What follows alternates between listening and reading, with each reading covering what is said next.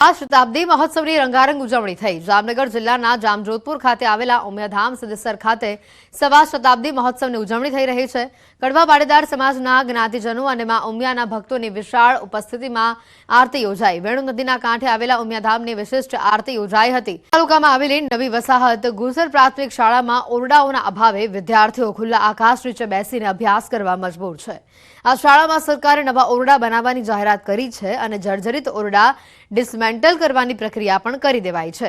જો કે ટેન્ડરની પ્રક્રિયા વચ્ચે કેટલાય વિદ્યાર્થીઓ જોખમી રીતે ભયના ઓથાર હેઠળ અભ્યાસ કરી રહ્યા છે।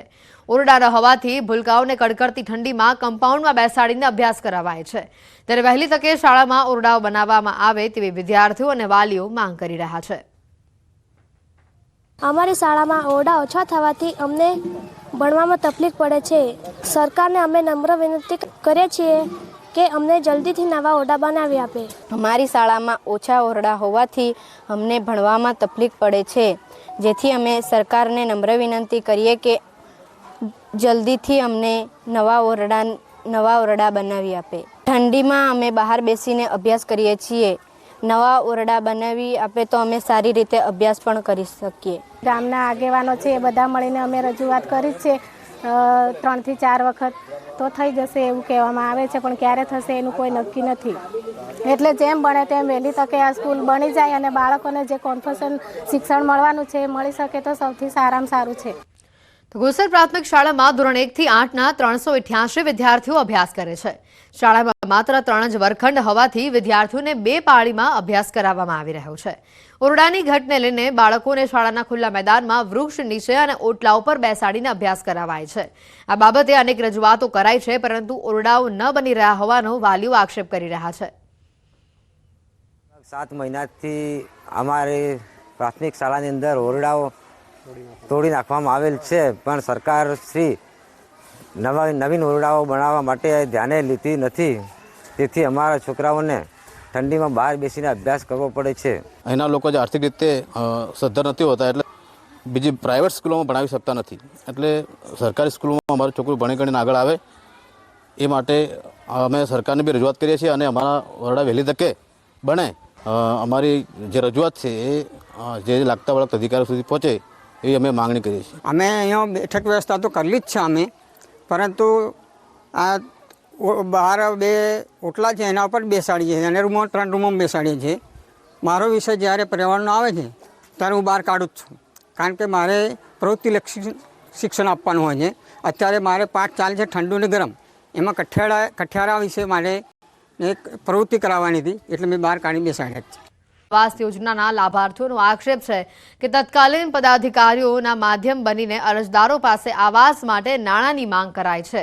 ખુદ ગ્રામ પંચાયતના તત્કાલીન વોર્ડ સદસ્યએ પણ નાણાં આપ્યા હોવાનો ચોંકાવનારો ખુલાસો કર્યો છે। હાલ આ ગ્રામ પંચાયતમાં સરપંચનો કાર્યકાળ પૂર્ણ થતા વહીવટીદાર તમામ કારભાર સંભાળે છે।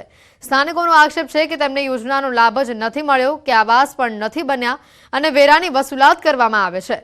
ત્યારે બારોબાર કોણ આ યોજનાનો લાભ લઈ ગયા તેવા સવાલ ઉભા થઈ રહ્યા છે। આ મામલે ગેરરીતિઓની તપાસ થાય તેવી સ્થાનિકો માંગ કરે છે। પછી તો આ જાખલા બાંધીને પછી અહીંયા પડી રહી અમે, પણ તા છતાંય હજુ અમને કશું સરકારી લાભે જ નહીં કશું। કેટલા વર્ષો થઈ ગયા, મકાન પડ્યા આજે અમારે 5 વર્ષ થઈ ગયા, પણ કશું લાભ નથી મળ્યો મને સરકારી। તો અમને હવે ગમે તે રીતે લાભ મળે એવું કંઈ કરો। બીજું આવાસ માટે તો અમે આ આધાર કાર્ડ, ચૂંટણી કાર્ડ, ઓરેન્જરી ના ઝેરોક્ષ આપીએ સરપંચને। જ્યારે મને જ આવાસ આપ્યું છે ત્યારે 40,000 મેં 4,000 આપ્યા છે, 50,000 5,000 આપ્યા છે અને છેલ્લે હપ્તે પણ 4,000 આપ્યા છે। જે તે કામ અમે ત્યાં ઠરાવ એજન્ડા કંઈક ફરે છે અને કામ પણ અલગ થાય છે, એવું આ ગામ પીપલિયા પૂર્વની અંદર પ્રજાજનોનો રોષ છે। અરજી કરી છે તોય પણ એ નથી મળતું, બરાબર। બીજા ઘરો પાકા છે તો બી પાકા ઘરે પણ છાપરું આવીને મળી ગયું છે ને એમને બી પૈસા મળી જશે। ઘણી જગ્યા પર હું પૂછી આવ્યો છું તો બી પૈસા પાકા ઘરવાળાને પણ છાપરાના પૈસા મળી જાય। જો આવાસ છે તો 2 આવાસ થઈ જશે।